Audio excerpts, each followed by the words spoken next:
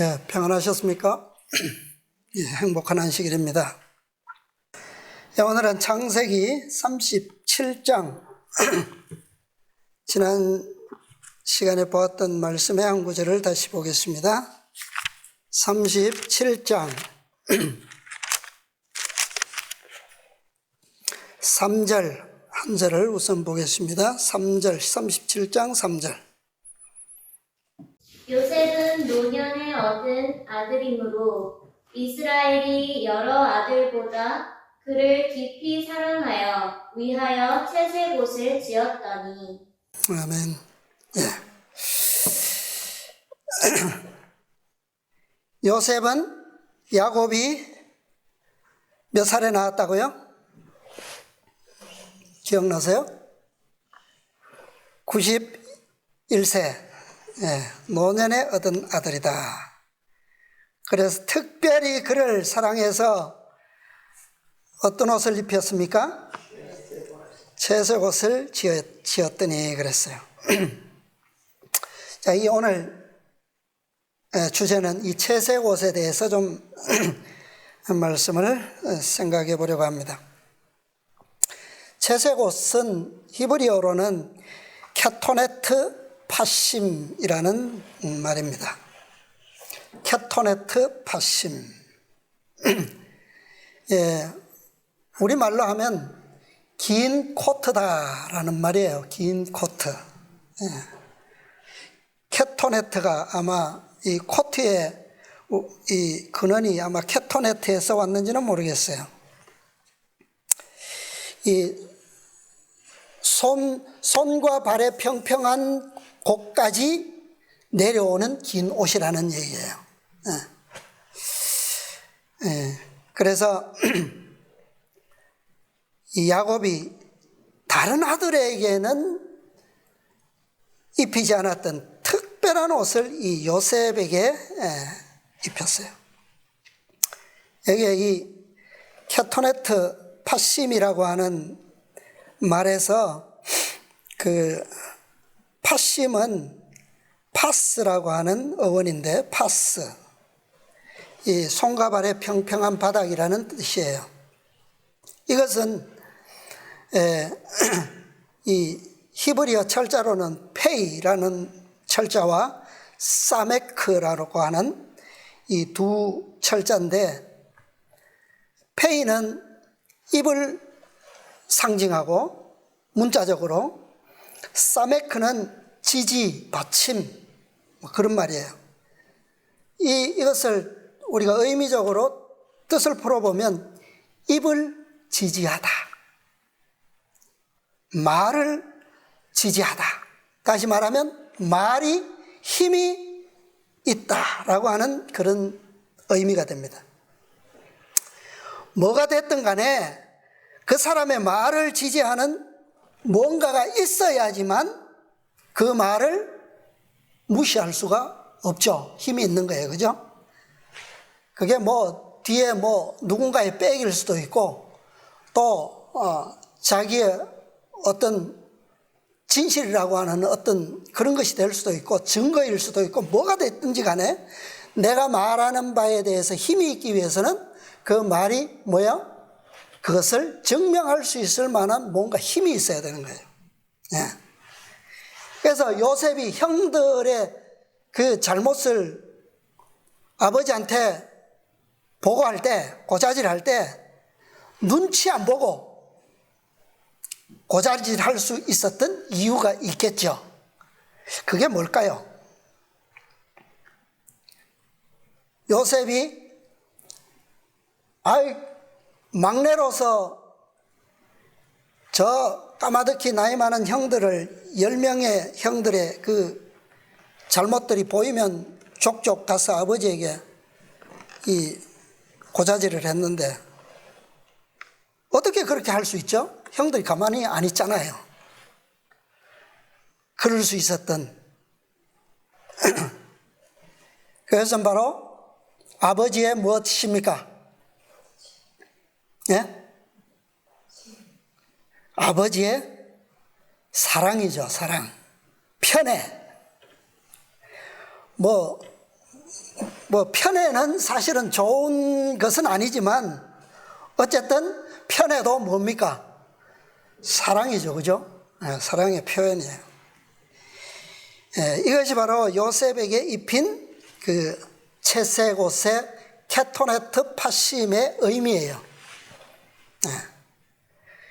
그를 깊이 사랑하여 위하여 무엇을 지었다고요? 채색옷을 지었더니 그랬어요. 자, 다니엘서 5장에 보면 어떤 사건이 나옵니까? 어떤 기록이 있어요? 다니엘서 5장, 지금까지 여러분들 목사님 설교를 통해서 다니엘서 연구를 계속 하고 계시는데 5장의 사건이 뭡니까? 벨사살 왕이 뭐하고 있었어요?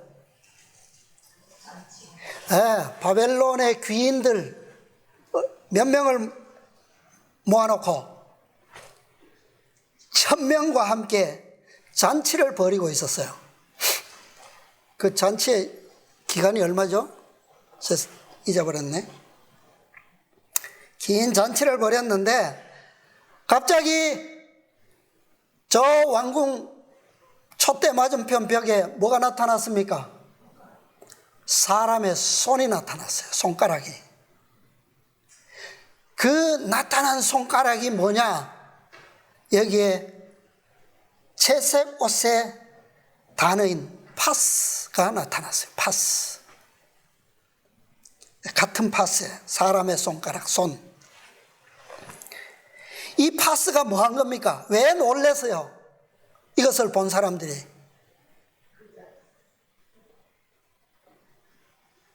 여기에 무엇이 보이기 때문에 이 나타난 손과 손가락에 무엇이 있는 것을 느꼈습니까?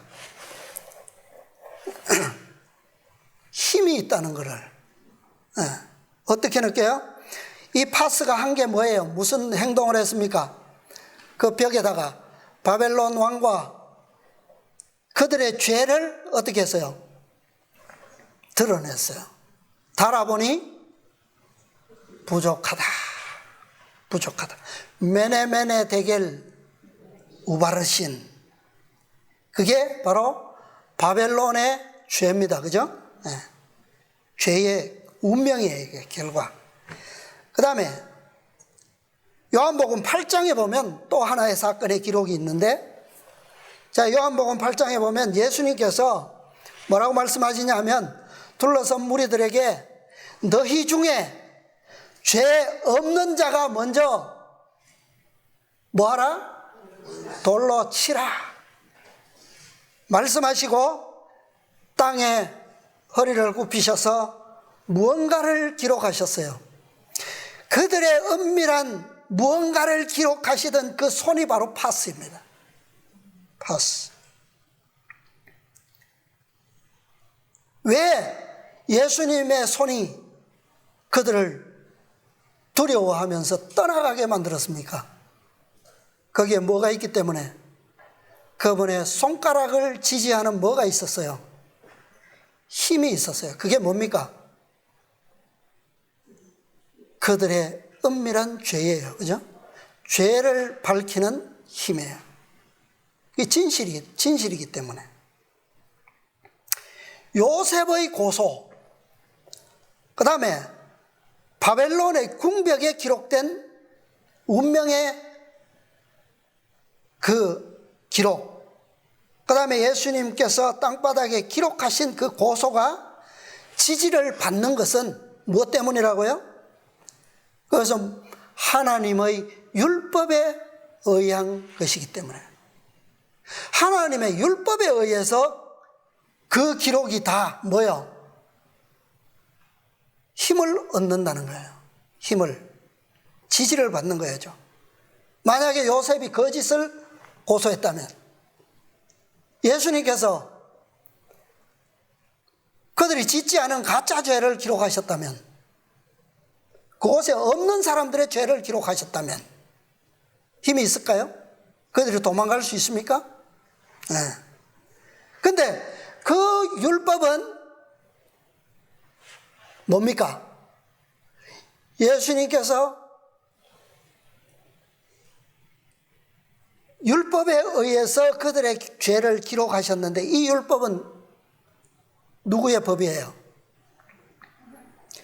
아버지의 법이고 그것은 무엇이라고요? 다른 말로 하면 율법은 하나님의 사랑의 표현이다. 그죠? 그 표현이기 때문에 율법에 의해서 기록된 모든 죄가 무엇을 얻는다? 힘이 있다는 거예요. 지지를 얻는다는 거예요. 요셉의 고소가 그런 거예요. 요셉에게 입혀진 채색옷의 의미가 그런 의미에서 우리는 볼 수 있다는 겁니다. 자, 케토네트 파심. 긴 옷이라는 얘기인데, 이 대부분의 케토네트는 그 세마포로 만들어졌습니다. 세마포. 제사장들이 입는 옷들, 세마포로 입죠. 그 다음에 일반 평민들의 옷들도 다 세마포로 주로 만들어졌어요. 그런데 인류가 범죄한 후에 최초로 입었던 케토네트는 세마포로 지어진 옷이 아니에요. 무엇으로 만들어졌죠? 가죽 옷이에요. 가죽으로 지어진 옷이었습니다.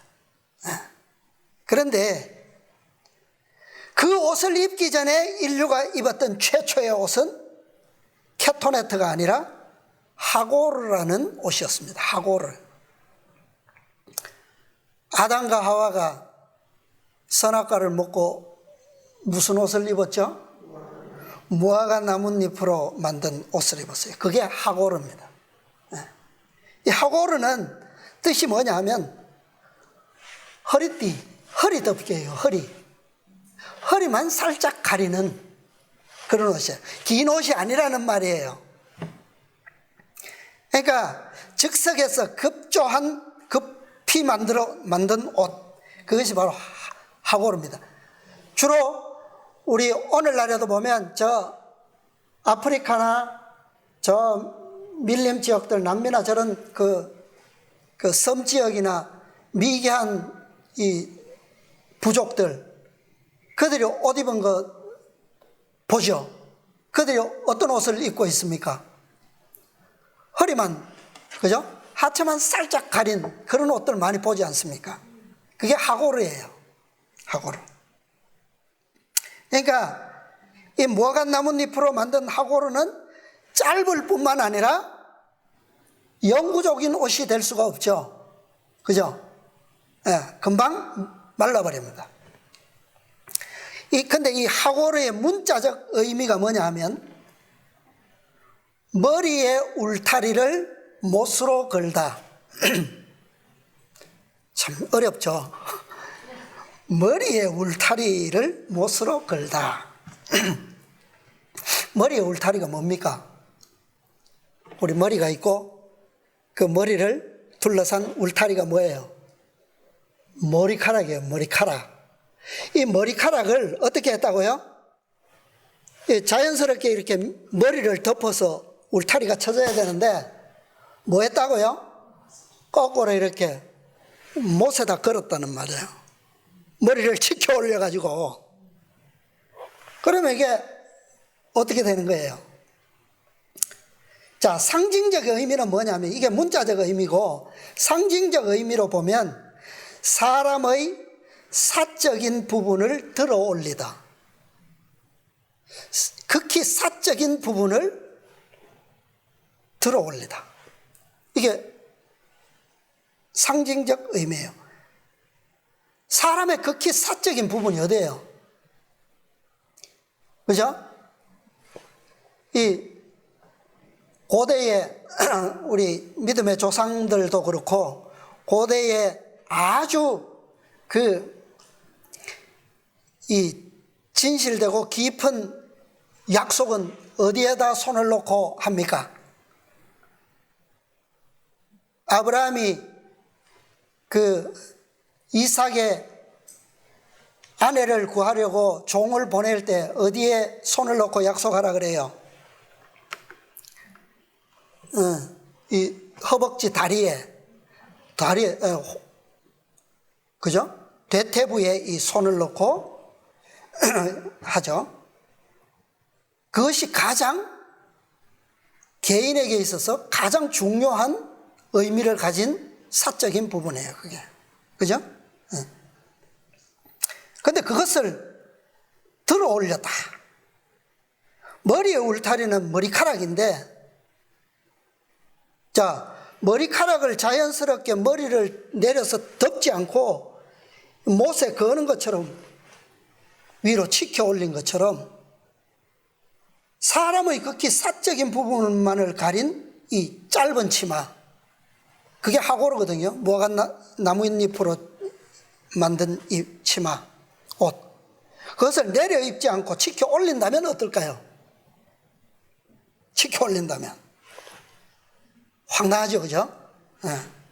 이런 형편을 잘 설명해 주는 사건이 성경에 또 기록되어 있습니다. 자, 사무엘 하에 있는 말씀 한번 볼게요. 사무엘 하 13장 18절 19절. 암논의 하인이 저를 끌어내고 곧 눈빗장을 지릅니다. 다말이 채색옷을 입었으니 출가하지 아니한 공주는 이런 옷으로 단장하는 법이라. 다말이 재를 그 머리에 무릅쓰고 그 채색옷을 찢고 손을 머리 위에 얹고 크게 울며 가니라. 예. 자, 여기 보면 다말이 어떤 옷을 입었다고요? 채색옷, 케토네트 파심을 입었어요. 근데 다말이 그 채색옷을 어떻게 했다고요? 찢고 재를 머리에 무릅쓰고 손을 머리 위에 얹고, 이게 어떤 장면입니까? 재를 왜 머리에 무릅쓰죠? 죄를 지었거나 화가 미쳤거나 깊은 회개, 그런 것을 통해서 마음에 고통을 느낄 때에, 그럴 때에 이런 행동을 하죠. 자, 이 다말이 누구냐 하면 유다의 며느리 다말이 아니고, 여기 나오는 다말은 다윗의 딸이에요. 다윗의 딸, 공주죠. 여기에 그랬잖아요. 출가하지 아니한 공주는 이런 옷으로 단장한다. 이 다말인데, 다윗의 딸인데 압살롬의 누이 동생이에요. 압살롬은 잘 아시잖아요. 누이 동생인데 이런 옷을 입었어요. 아주 사랑하는 공주죠, 그죠? 예, 사랑스러운 공주입니다. 근데 그 옷을 찢고 재를 머리에 무릅쓰고 손을 머리에 얹고 크게 울면서 가고 있다, 집으로. 왜 이런 꼴이 되었는가? 그 앞에 보면 나와요. 1절부터 쭉 이야기가 긴데 간단하게 이야기해보면 이렇습니다. 다윗의 장자가 아들이 많아요. 많은데 그 장자가 누구냐 하면 암논이에요. 암논. 여기에 18절에 나온 암논. 근데 이 암논이 배다른 동생 압살롬의 누이 동생인 다말을 마음에 깊이 사모하는 거예요.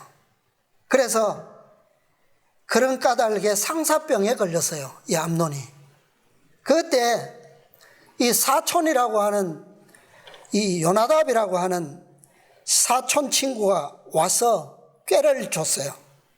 그래서 그 꾀를 빌려서 다말을 암논의 집으로 불러들입니다.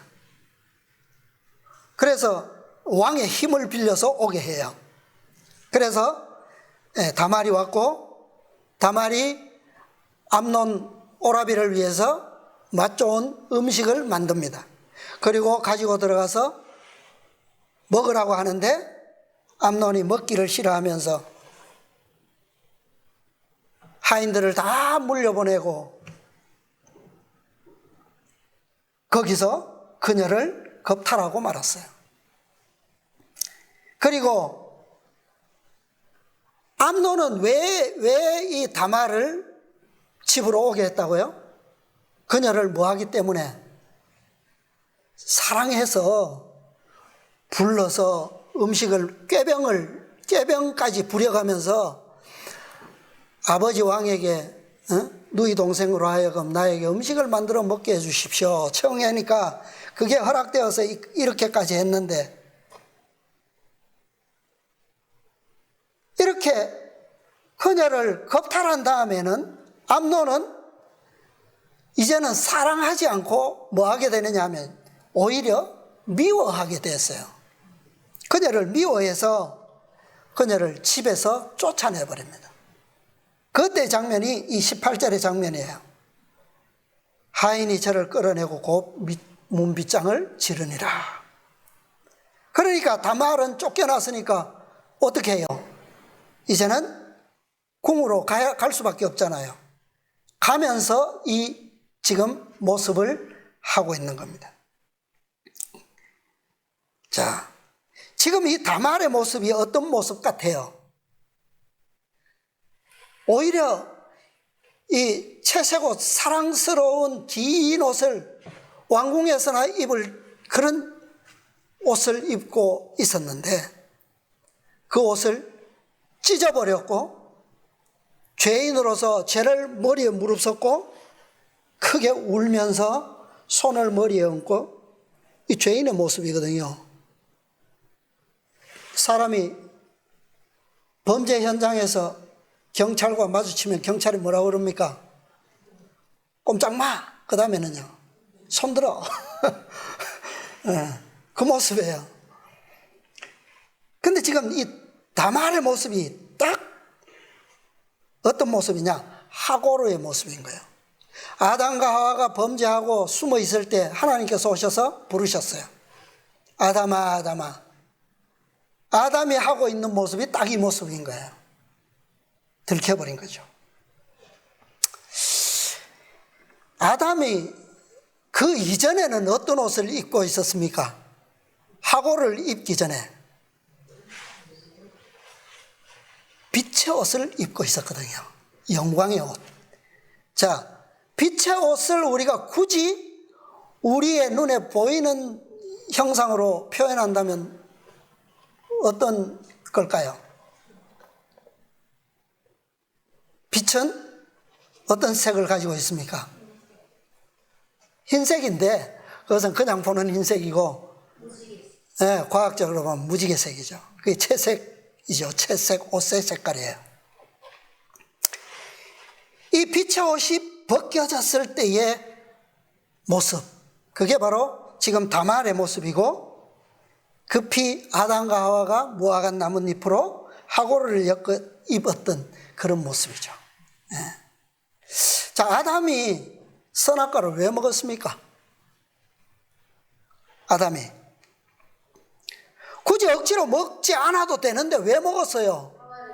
하와를 뭐 하기 때문에? 사랑해서 잃고 싶지 않아서 먹은 거예요. 그죠? 그래 놓고 하나님께서 오셔서 아담을 부르시고 내가 너에게 먹지 말라 한 실과를 먹었느냐? 왜 먹었느냐? 그러니까 뭐라고 핑계댑니까?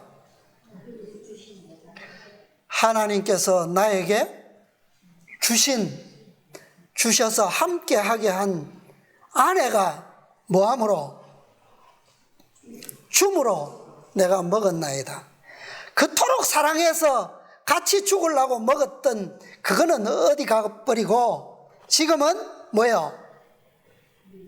자기 죄의 핑계로 사랑하던 아내를 총알바지로 내보냈어요. 꼭 누구 같습니까? 암논 같죠?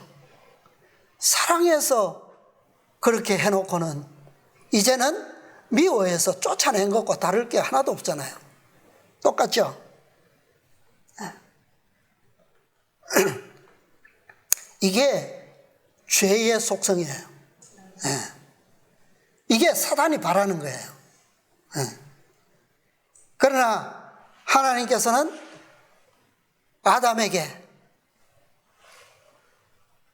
짧고 임시적인 이 하고로 대신에 무엇을 해입히셨습니까?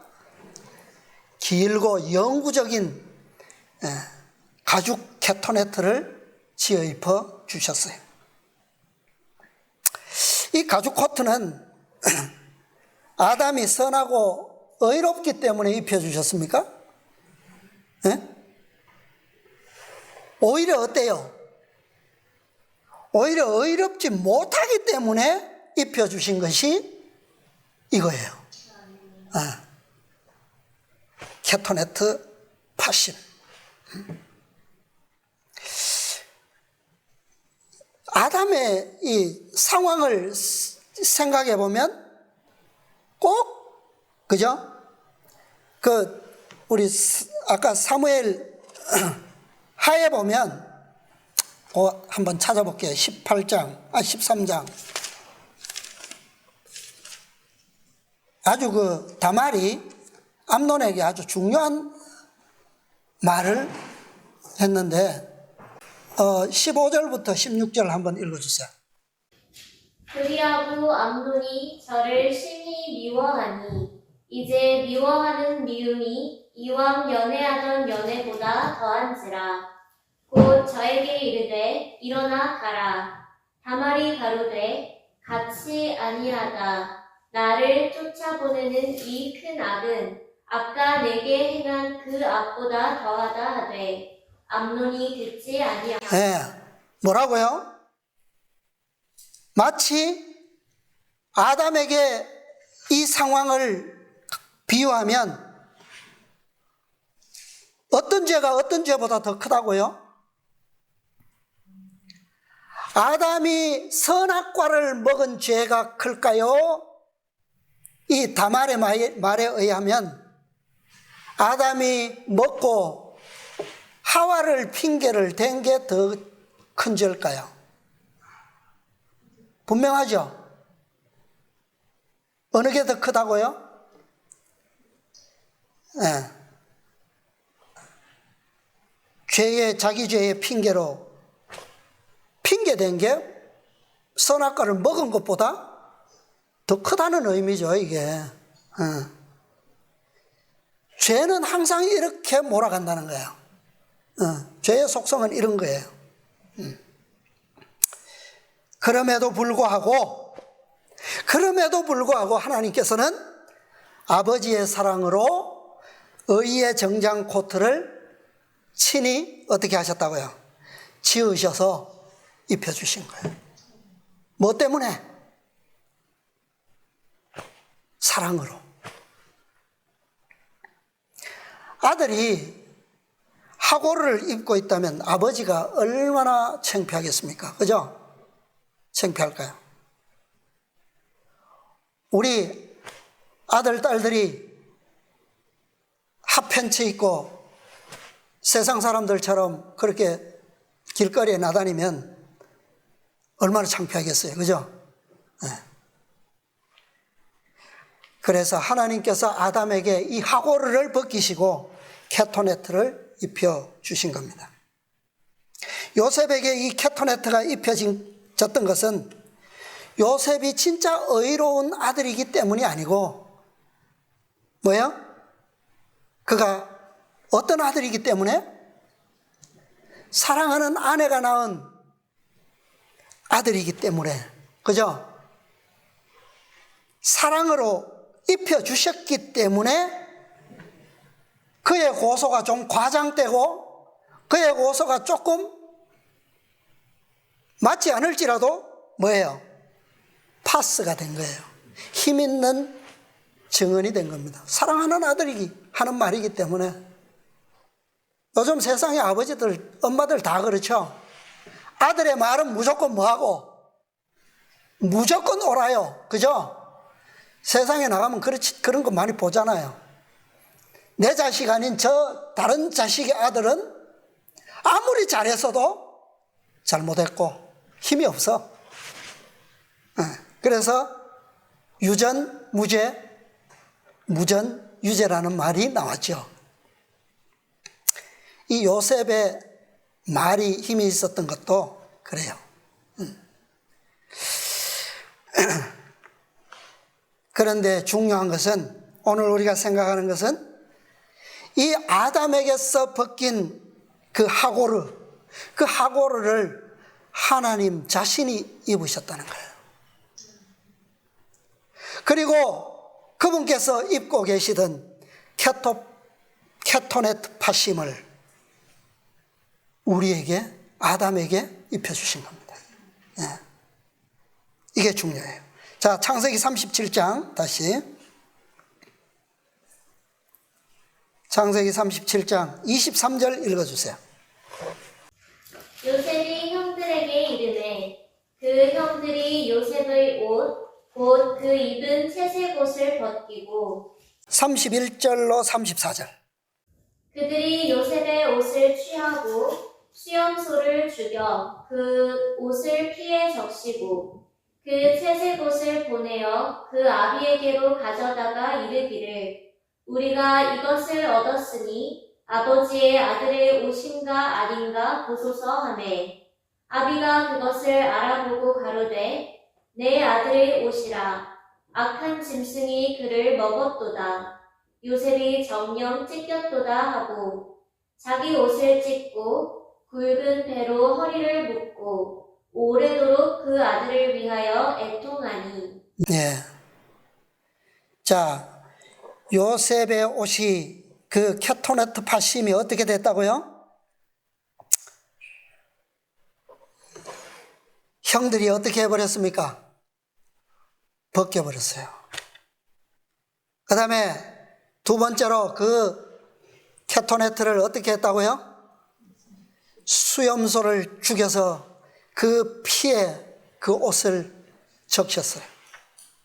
그 다음에는요, 그리고 그 옷을 아버지에게 가져가서 말하기를 아버지의 아들의 옷인가 아닌가 보소서.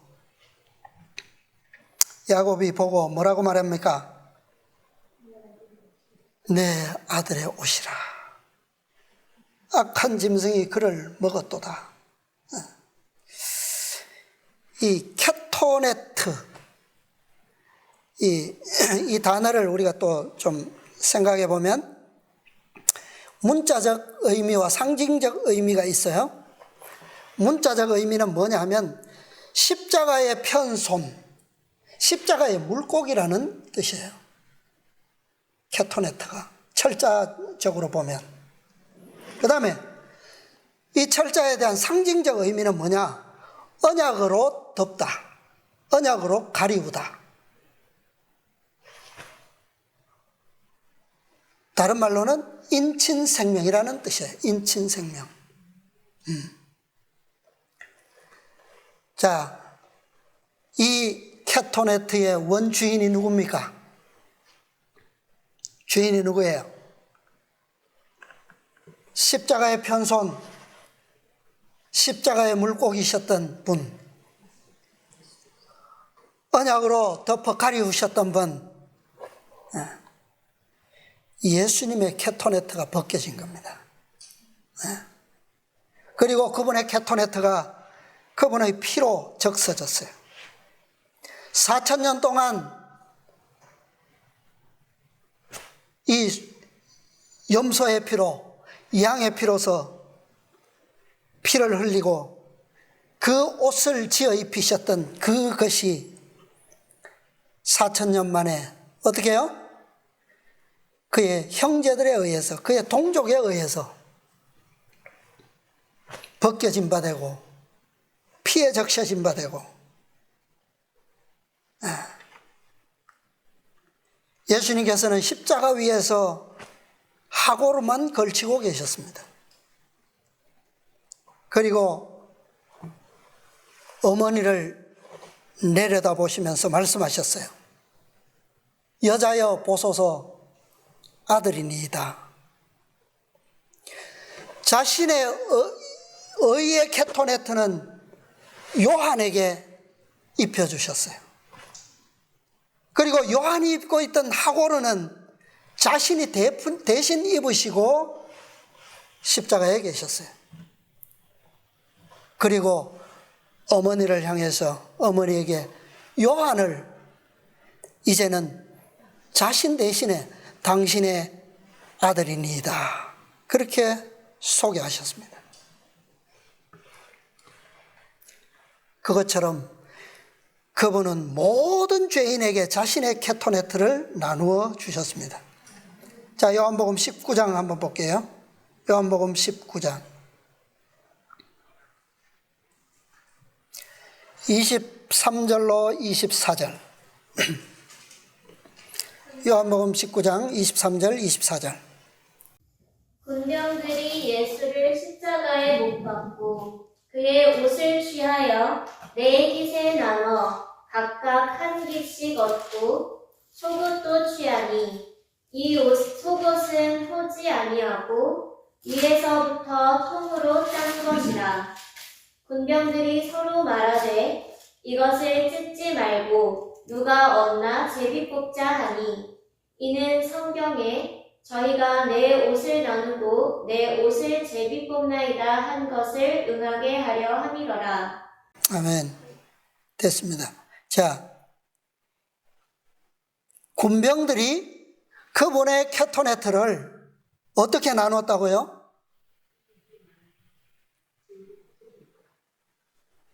23절. 옷을 취하여 어떻게 나눴습니까? 네 깃에 나누었다 그랬어요. 그리고 한 깃씩, 각각 한 깃씩 뭐 했다고요? 얻고. 세상의 어떤 악한 죄인도 이 케토네트를 얻지 못할 사람이 죄인은 없습니다. 네깃이라고 하는 것은 사방을, 세상 전체를 얘기하는 거예요. 사방. 네깃에 나눠서 어떻게 얻었다고요? 각각 한 깃씩 얻었다.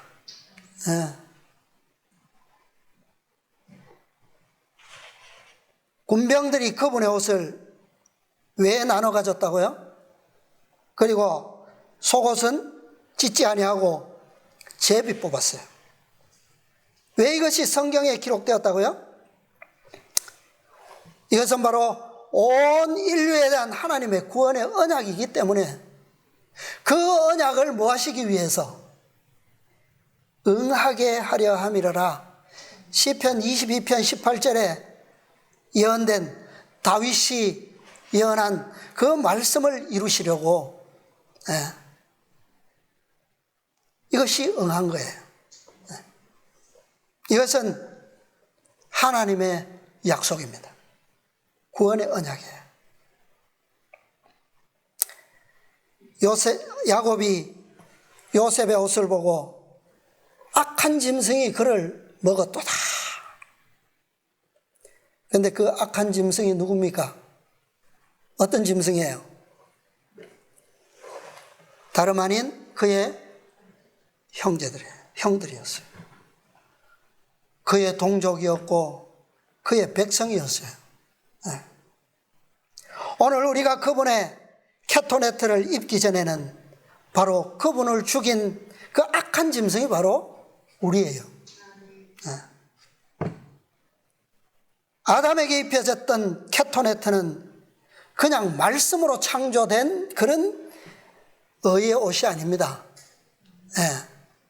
오늘 우리가 입고 있는 이 케토네트도 그냥 말씀으로 창조된 그런 의가 아니에요.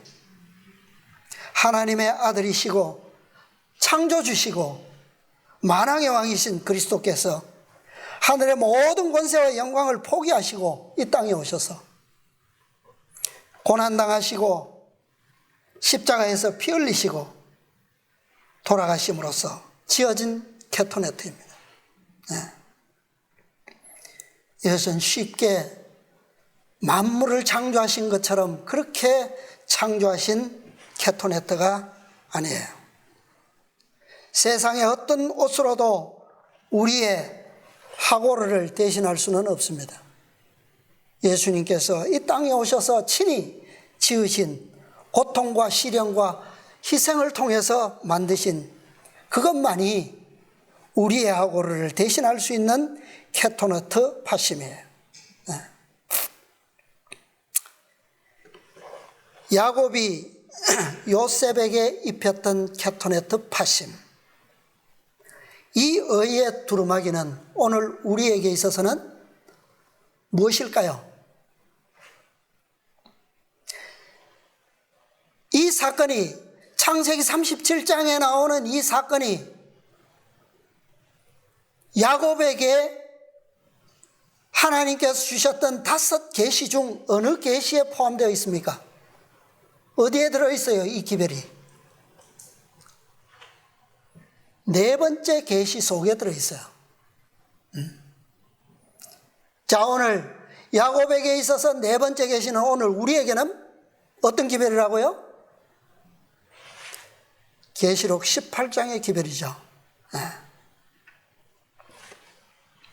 오늘 우리가 드리는 기도, 우리의 기도가 하나님 앞에서 지지를 얻을 수 있는 유일한 이유는 바로 우리의 이 의의 두루마기로 옷 입히시고 인쳐 주셨기 때문이에요.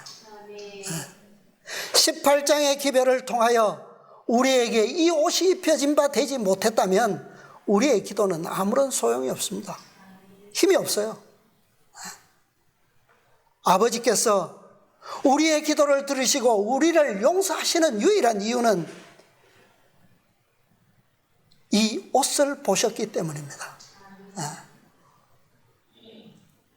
이제는 이 요셉을 통해서 하나님께서는 애굽에서 한 백성이 나타나기를 계획하고 기다리고 계시는 겁니다.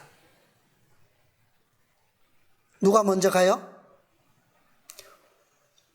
이 케토네트 파심의 주인공 요셉이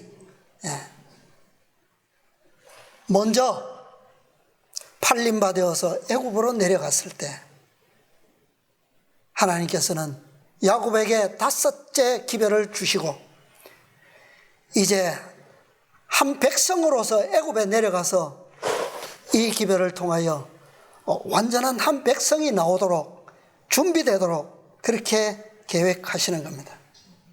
하늘 가나안의 유업을 차지할 약속된 백성 14만 4천인이 준비되기를 오늘 우리에게 이 기별을 통해서 우리에게 이러한 계시를 주신 것입니다.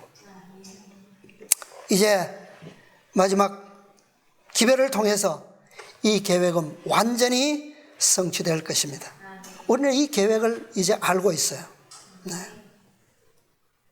누가 하나님의 이 계획 속에 야곱이 받은 이 섭리의 계시에 오늘날 우리를 위해 보내신 그 놀라운 18장의 천사들의 기별 속에 이제 동참하느냐, 그것이 오늘 우리의 숙제고 우리의 사명입니다. 우리가 이 기별을 정말 믿음으로 받아들인다면, 우리가 이 기별을 통해서 정말 하나님께서 이것은 내 아들의 옷이로다, 그것을 진실로 이해한다면 우리는 그분의 그 계획 속에, 그리고 내가 아들을 보러 가리라, 그 아버지의 계획 속에 우리가 함께 믿음으로 동참할 수 있게 될 것입니다. 주님의 크신 그 초청에, 자비로운 초청에 참 아담의 변명 보잘것없죠. 암논이 했던 것처럼 정말 큰 죄인들이에요. 그러나 그럼에도 불구하고 하나님께서는 여전히 우리를 사랑하셔서 영구적인 옷, 케토네트 파심, 이 37장에서 형들이 죽였던 그 수염소, 이 수염소가 누구를 표상하는지 아시죠? 이 수염소는 속죄일에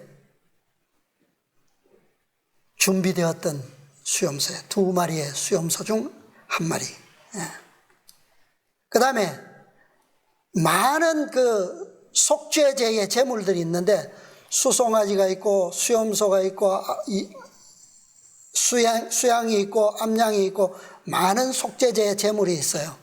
그런데 그 중에 수염소는 백성을 위한 제물입니다. 백성을 위한 속죄 제물이에요. 한 족장이 범죄하면 제사장은 수송아지를 드려야 돼요. 그런데 한 족장이 범하면 수염소를 속죄제로 드려야 합니다. 그래서 우리에게 의미가 있는 거예요. 형들이 요셉의 옷을 취하고 수염소를 죽여서 그 피를 발랐다라고 하는 것은 의미가 있는 거예요. 이것은 다음에 또 연구하도록 하겠습니다. 오늘 우리에게 주어진 아무쪼록 이 중요한 기별, 이 기별을 우리가 믿음으로 끝까지 우리의 구원의 요새로 삼으시고 또 우리를 끝까지 구원의 길로 인도할 능력 있는 힘 있는 기별로 우리의 마음속에 새기고 끝까지 승리할 수 있게 되기를 간절히 바랍니다.